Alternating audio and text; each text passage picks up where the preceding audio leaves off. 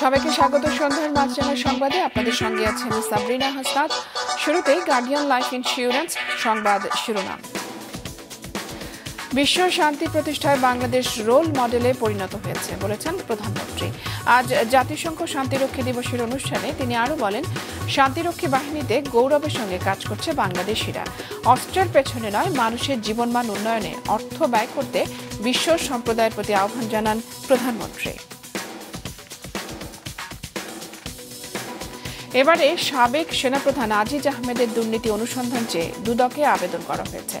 Supreme কোর্টের এক আইনজীবী আজ এই আবেদন করেন, যা খতিয়ে দেখার আশ্বাস দিয়েছেন দুদক চেয়ারম্যান।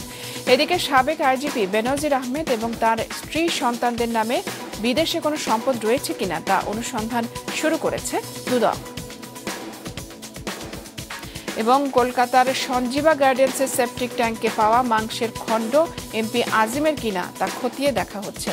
সেগুলো ফরেনসিকের জন্য পাঠানো হয়েছে, করা হবে ডিএনএ পরীক্ষা। এজন্য কলকাতায় যাচ্ছেন এমপির স্বজনরা। এদিকে খুনের মূল পরিকল্পনাকারী শাহিনকে দেশে ফেরাতে চালানো হচ্ছে কূটনৈতিক তৎপরতা।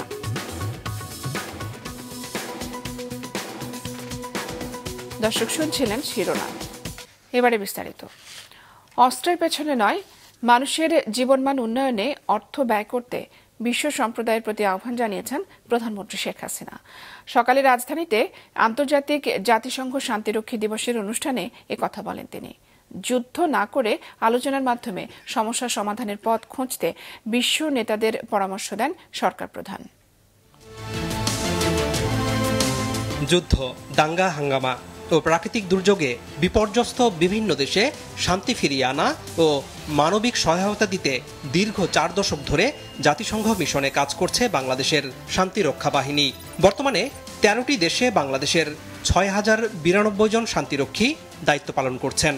এখন পর্যন্ত বাংলাদেশের শান্তিরক্ষীরা বিশ্বের 43টি দেশ ও স্থানে 63টি জাতিসংঘ মিশন সফলতার সাথে সম্পন্ন করেছে। এই কার্যক্রমে শহীদ হয়েছেন বাংলাদেশের 168 জন শান্তিরক্ষী, আহত হয়েছেন 266 জন। জাতিসংঘ শান্তিরক্ষা মিশনে এই অসামান্য অবদান স্মরণ করতে প্রতি বছর পালন করা হয় আন্তর্জাতিক জাতিসংঘ শান্তিরক্ষী দিবস। সকালে রাজধানীর বঙ্গবন্ধু আন্তর্জাতিক সম্মেলন কেন্দ্রে দিবসটির অনুষ্ঠানে যোগ দেন প্রধানমন্ত্রী শেখ হাসিনা। 3 জন আহত শান্তিরক্ষীকে সম্মাননা তুলে দেন বঙ্গবন্ধু কন্যা। বাংলাদেশের শান্তিরক্ষীরা প্রশংসার সাথে দায়িত্ব পালন করছে উল্লেখ করে প্রধানমন্ত্রী বলেন, বিশ্বের শান্তি প্রতিষ্ঠায় বাংলাদেশ এখন রোল মডেল। বেসামরিক নাগরিকদের সুরক্ষা, মানবাধিকার নিশ্চিত ও শান্তি প্রচেষ্টায় নিরলসভাবে কাজ করে যাচ্ছেন। আন্তরিকতাপূর্ণ কাজের কারণে ওই সকল দেশের জনগণ আপনাদেরকে অকুণ্ঠ ভালোবাসা উপহার দিয়েছে। বিশ্বের বিভিন্ন স্থানে চলমান যুদ্ধ মানবজাতির কোনো কল্যাণ আনছে না, আবারও স্মরণ করিয়ে দেন সরকার প্রধান। অস্ত্র তৈরি আর প্রতিযোগিতা, এই অর্থটা এই জলবায়ু অভিঘাত থেকে মানবজাতিকে রক্ষা করার জন্য সেই ফান্ডে সেই অর্থ দিতে পারে এবং ক্ষুধার্ত এবং শিক্ষা বঞ্চিত যে সমস্ত শিশুরা, তাদেরও শিক্ষা এবং স্বাস্থ্য ও ক্ষুধা নিবৃত্ত করবার জন্য ব্যবহার করতে পারে। যেখানে যাই এই একটা আহ্বানই জানাই, সংঘাত না, যদি কোনো সমস্যা থাকে আলোচনার মাধ্যমে সমাধান করা, সেটাই হচ্ছে সবথেকে বড় কাজ। পরে ভিডিও কনফারেন্সের মাধ্যমে বিভিন্ন দেশে দায়িত্ব পালনরত বাংলাদেশের শান্তিরক্ষীদের সাথে কথা বলেন প্রধানমন্ত্রী। আনোয়ার হোসেন, মাছরাঙা সংবাদ, ঢাকা। পুলিশের সাবেক মহাপরিদর্শক বেনজির আহমেদের বিদেশে সম্পদের অনুসন্ধান শুরু করেছে দুর্নীতি দমন কমিশন। এদিকে বেনজির আহমেদ এবং সাবেক সেনাপ্রধান আজিজ আহমেদকে সরকার কোনো প্রোটেকশন দেবে না বলে জানিয়েছেন প্রধানমন্ত্রীর বেসরকারি শিল্প ও বিনিয়োগ উপদেষ্টা সালমান এফ রহমান। হাসনাইন তানভীরের রিপোর্ট। শুধু দেশে নয়, যুক্তরাষ্ট্র, কানাডা ও সংযুক্ত আরব আমিরাতে বেনজির আহমেদের সম্পদ রয়েছে কিনা তা অনুসন্ধান শুরু করেছে দুদক। এজন্য বাংলাদেশ ফাইন্যান্সিয়াল ইন্টেলিজেন্স ইউনিটের মাধ্যমে ওইসব দেশে তথ্য চেয়েছে সংস্থাটি। বিষয়টি নিশ্চিত করেছেন দুদকের আইনজীবী খুরশিদ আলম। দুর্নীতি দমন কমিশনের পক্ষ থেকে আইনিভাবে চিঠি দেওয়া হয়েছে, যেমন বাংলাদেশ ফাইন্যান্সিয়াল ইন্টেলিজেন্স ইউনিট আর্থিক অপরাধের যারা তদন্ত করে তাদেরকে তথ্যপত্র চাওয়া হয়েছে এবং সব কিছু মানে খতিয়ে দেখা হচ্ছে দেশ বিদেশে ওনার কোনো প্রপার্টি আছে কি না। এখন পর্যন্ত বেনজিরের পরিবারের 621 বিঘা জমি, 19টি কোম্পানির শেয়ার, গুলশানের 4টি ফ্ল্যাট, 30 লাখ টাকার সঞ্চয়পত্র, 33টি ব্যাংক হিসাব এবং শেয়ার ব্যবসার 3টি বিও হিসাব পেয়েছে দুর্নীতি দমন কমিশন। আদালতের আদেশে এসব সম্পদ জব্দ ও অবরুদ্ধ করা হয়েছে। এ বিষয়ে জিজ্ঞাসাবাদের জন্য বেনজির আহমেদকে আগামী 6 জুন এবং তার স্ত্রী জিশান মির্জা সহ সন্তানদের 9 জুন দুদক কার্যালয়ে হাজির হতে বলা হয়েছে। এখনও তদন্ত চলমান থাকায় মামলা করেনি দুদক। এ অবস্থায় বেনজির আহমেদকে এখনই আসামি মনে করেন না দুদকের এই আইনজীবী। আমরা তো নিয়মিত মামলা তো রুজু হয়নি, আমি ওনাকে কেন আসামি বলতে যাব? এদিকে দুর্নীতি ও অনিয়মে জড়িত থাকার অভিযোগে গত 20 মে মার্কিন যুক্তরাষ্ট্রের নিষেধাজ্ঞায় পড়া সাবেক সেনাপ্রধান জেনারেল আজিজ আহমেদের বিষয়ে দুর্নীতি অনুসন্ধান এখনও কেন শুরু হয়নি তা জানতে চেয়ে দুদক চেয়ারম্যানকে উকিল নোটিশ পাঠিয়েছেন হাইকোর্টের এক আইনজীবী। একটা সেনাপ্রধানের বিরুদ্ধে যখন এই ধরনের অভিযোগ প্রকাশিত হয়, এখানে কি ধরনের অভিযোগ সেটা অনুসন্ধান গ্রহণের জন্য আমরা দুদককে অনুসন্ধানের জন্য উদ্যোগ নিতে আবেদন করেছি। এদিকে সাবেক সেনা প্রধানের বিরুদ্ধে অভিযোগ পর্যালোচনা করবে দুদক। অভিযোগ আমলযোগ্য হলে এড়িয়ে যাওয়ার সুযোগ নেই বলে জানিয়েছেন সংস্থাটির চেয়ারম্যান। যত অভিযোগ আছে সব অভিযোগই আমরা পর্যালোচনা করা হয়, এখানে যেটাও করা হবে, শিডিউলভুক্ত হলে হবে। আজিজ আহমেদ ও বেনজির আহমেদকে সরকার কোনো প্রোটেকশন দেবে না বলে জানিয়েছেন প্রধানমন্ত্রীর বেসরকারি শিল্প ও বিনিয়োগ উপদেষ্টা সালমান এফ রহমান। সচিবালয়ে স্বরাষ্ট্র মন্ত্রণালয়ে এক অনুষ্ঠান শেষে তিনি কথা বলেন যে যদি কেউ আইন ভঙ্গ করে থাকে তাহলে আইন অনুযায়ী ব্যবস্থা নেওয়া হবে। এখানে কিন্তু সরকারের আইন তার নিজের গতিতে চলবে, কোনো রকম প্রোটেকশন কাউকে দেওয়া হবে না। সাবেক সেনাপ্রধান ও পুলিশ প্রধানের অনিয়মের বিষয়ে সরকার বিব্রত নয় বলেও জানান সালমান এফ রহমান। হাসনাইন তানভীর, মাছরাঙা সংবাদ, ঢাকা। বেনজির আহমেদ এবং আজিজ আহমেদ যদি দুর্নীতি করে থাকেন তাহলে তাদের শাস্তি পেতে হবে বলে জানিয়েছেন আওয়ামী লীগের সাধারণ সম্পাদক। বিকেলে ধানমন্ডিতে দলের সভাপতির কার্যালয়ে সংবাদ সম্মেলনে তিনি কথা বলেন। বেনজির আওয়ামী লীগ আমলে আমাদের আইজিপি ছিলেন, এখন তার ব্যাপারটা যখন এটা যার যার ব্যক্তিগত ব্যাপার, আমরা তো একটা প্রতিষ্ঠানকে দায়ী করতে পারি না। যে যতটা করেছে অপকর্ম, অপরাধ, সেই জন্য শাস্তি তাকে পেতেই হবে। আজিজ আহমদ অত্যন্ত বিচক্ষণ অফিসার, যোগ্যতার জন্যই সেনাপ্রধান করা হয়েছে। এখন সে যদি দুর্নীতি করে, তদন্ত হচ্ছে, তারও তদন্ত হবে, দুর্নীতির তথ্য পেলে তদন্ত হবে এবং কাউকে ছাড়তে হবে। কলকাতার সঞ্জীবা গার্ডেন্সের সেপটিক ট্যাঙ্ক থেকে মাংসের খণ্ডিতাংশ উদ্ধার হওয়ার পর এমপি আজিম হত্যাকাণ্ডে নতুন মোড় এসেছে।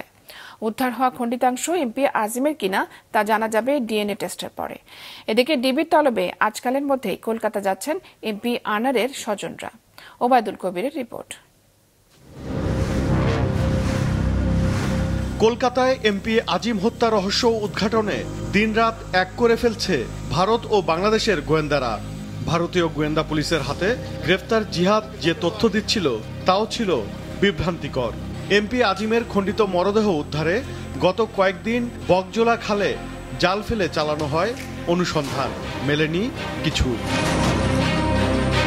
অবশেষে সঞ্জীবা গার্ডেন্সের সেপটিক ট্যাঙ্কে মিলল পলিথিনে মোড়ানো মাংসপিণ্ড। বাংলাদেশের মহানগর গোয়েন্দা পুলিশ প্রধানের অনুরোধে সেপটিক ট্যাঙ্ক ভাঙার পর সেখান থেকেই মেলে খণ্ডিতাংশ। উদ্ধারের পর সেগুলো ফরেনসিক পরীক্ষার জন্য পাঠানো হয়েছে।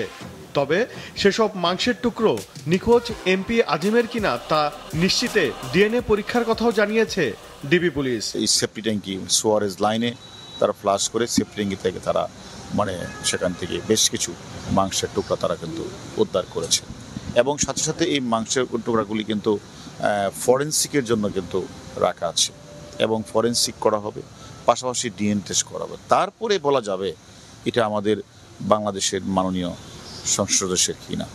এদিকে গতকালই কলকাতায় তলব করা হয়েছে এমপি আজিমের মেয়ে মুমতারিন ফেরদৌস ডরিন সহ পরিবারের সদস্যদের।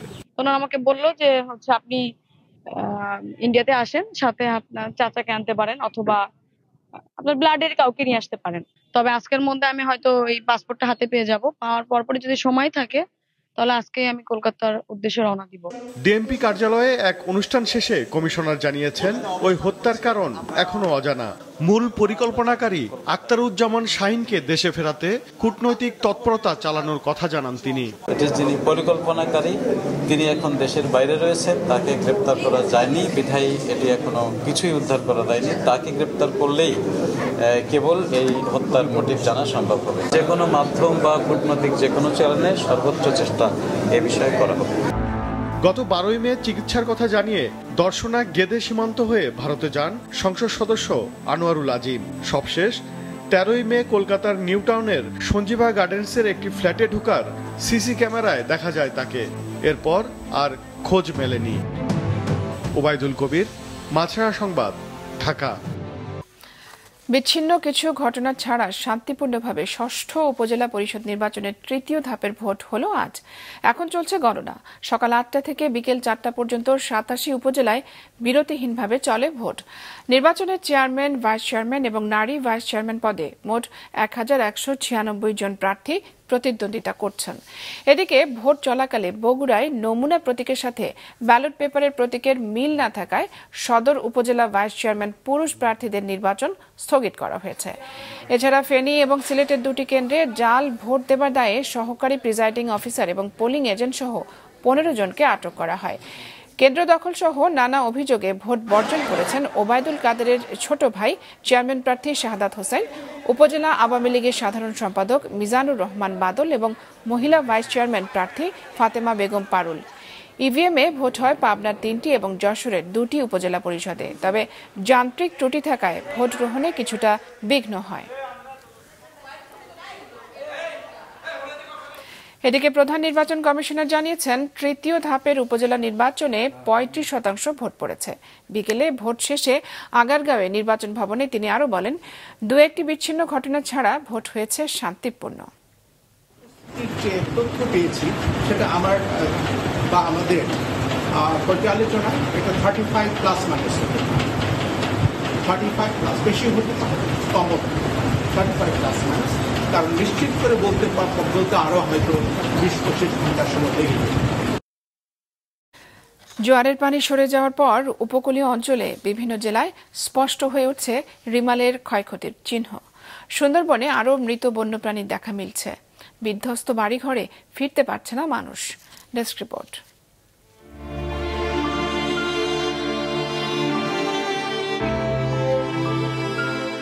চারদিকে ধ্বংসস্তূপ।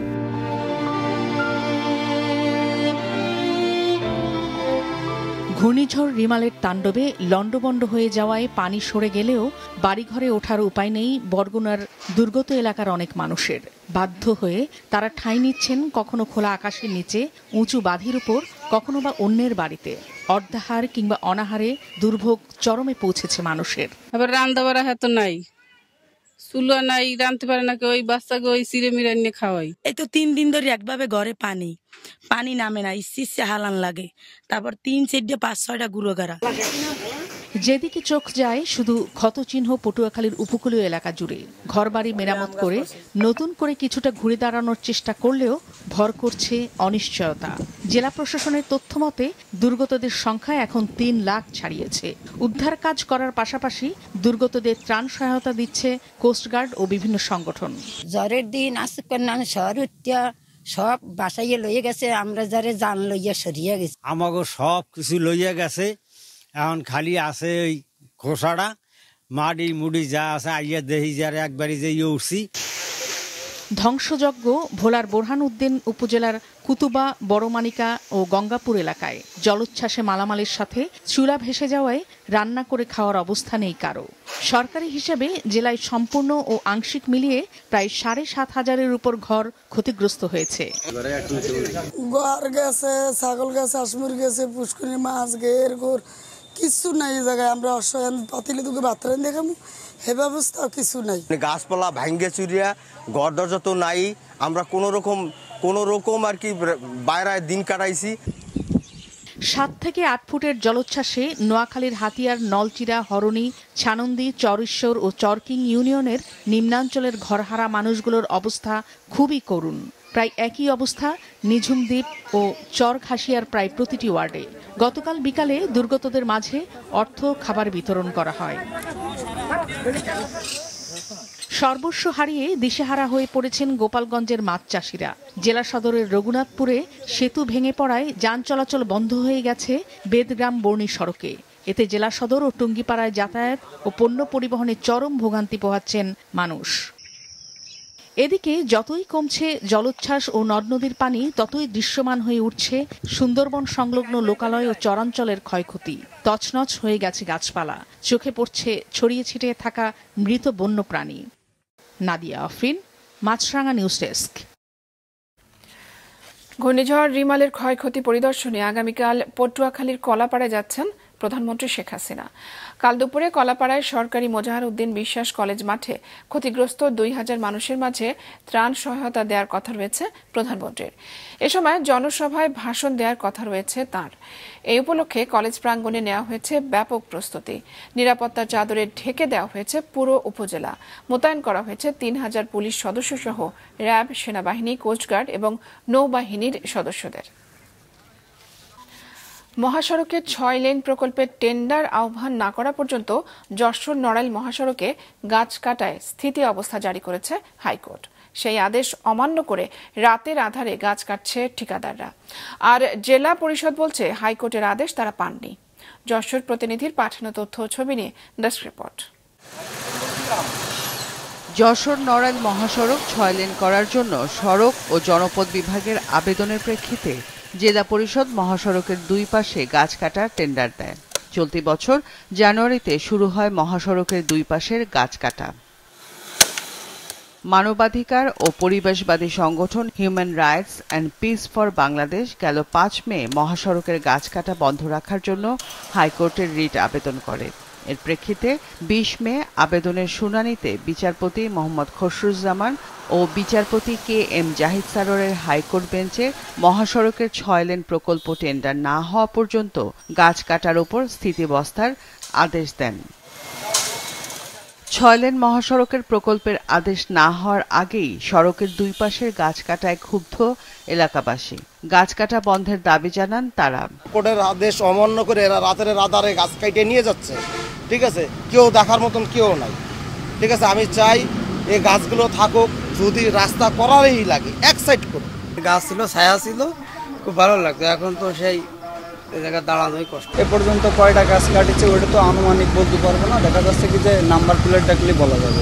ঠিকাদার শামীম আক্তার জানান আদেশের কোনো চিঠি তিনি পাননি। একই কথা জানান জেলা পরিষদের চেয়ারম্যান সাইফুজ্জামান পিকুল। হাইকোর্টের আদেশ না পাওয়া পর্যন্ত কোনো ব্যবস্থা নিতে পারছেন না বলে জানান তিনি। মহামান্য হাইকোর্ট কি আদেশ দিয়েছে আসলে এগুলো আপনাদের মুখ থেকে যেমন শুনছি, সাধারণ জনগণের অনেকের মুখে শুনছি, কিন্তু আসলে এ ধরনের অফিসিয়াল কোনো আদেশ আমরা পাই না। রোডস অ্যান্ড হাইওয়েজ আজ থেকে 8 মাস 9 মাস আগে আমাদের চিঠি দিচ্ছে যে তারা রাস্তা প্রশস্ত করবে, 6 লেন করবে। এই গাছ আমরা অপসারণ করার জন্য আমাদের তারা চিঠি দিচ্ছে। এই গাছ তো এখন আমার বন্ধ করার কিছু নাই। এখন আমার বন্ধ করতে গেলে হাইকোর্ট যদি ওই অর্ডারটা আমার নামে ইস্যু হয়, তখন আমি আবার আমার ওই অর্ডারের বুনিয়াদে আমি বলবো যে এখন তুমি গাছ কাটা বন্ধ করো। যশোর নড়াইল মহাসড়কের যশোর অংশের মেহগনি শিরিষ সহ ১,০০০ গাছ কাটার টেন্ডার পেয়েছেন 2 জন। মাছরাঙা নিউজ ডেস্ক। এবারে আন্তর্জাতিক। গাজার রাফায় নিরাপদ অঞ্চল হিসেবে ঘোষিত আশ্রয় শিবিরে ফের বিমান হামলা চালিয়েছে ইসরায়েল। এতে আরও অন্তত 21 জন প্যালেস্টাইনি নিহত হয়েছে। গতকালের ওই হামলায় নিহতদের মধ্যে 12 জনই নারী, আহত হয়েছে অর্ধশতাধিক। অব্যাহত হামলার মধ্যে এই অঞ্চল ছেড়ে এরই মধ্যে খান ইউনিসের দিকে সরে যাচ্ছেন অনেক প্যালেস্টাইনি। বড় অভিযানের উদ্দেশ্যে রাফার প্রাণকেন্দ্রে বেশ কয়েকটি ইসরায়েলি ট্যাঙ্ক অবস্থান নিয়েছে। বাস্তুচ্যুতদের আশ্রয় শিবিরে ইসরায়েলের হামলা চালানো উচিত হয়নি বলে জানিয়েছে যুক্তরাষ্ট্র। নিন্দা জানিয়েছেন জাতিসংঘ মহাসচিব অ্যান্তোনিও গুতেরেস। এবারে খেলার খবর। চাইনিজ তাইপের বিপক্ষে মেয়েদের ফিফা আন্তর্জাতিক ম্যাচের জন্য বাংলাদেশ দল ঘোষণা করেছে বাফুফে। চোটের কারণে নেই গুরুত্বপূর্ণ 2 খেলোয়াড় মারিয়া মান্ডা এবং কৃষ্ণা রানী সরকার। 31 মে এবং 3রা জুন ম্যাচ দুটি হবে কিংস অ্যারেনায়। অক্টোবরে ঘরের মাঠে মেয়েদের সাফ ফুটবল খেলবে সাবিনারা। সেই টুর্নামেন্টের জন্যই চাইনিজ তাইপের বিপক্ষে এই দুটি ম্যাচের আয়োজন করেছে বাফুফে। র্যাঙ্কিংয়ে চাইনিজ তাইপের সাথে আকাশ পাতাল পার্থক্য রয়েছে লাল সবুজ মেয়েদের। ফিফা র্যাঙ্কিংয়ে বাংলাদেশের অবস্থান 140 নম্বরে, আর 40তম স্থানে রয়েছে চাইনিজ তাইপে। মারিয়া এবং কৃষ্ণার অনুপস্থিতি দলকে ভোগাবে বলে মনে করেন অধিনায়ক সাবিনা।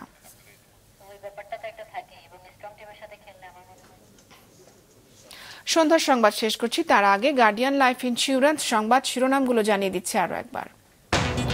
বিশ্ব শান্তি প্রতিষ্ঠায় রোল মডেলে পরিণত হয়েছে বাংলাদেশ, বললেন প্রধানমন্ত্রী।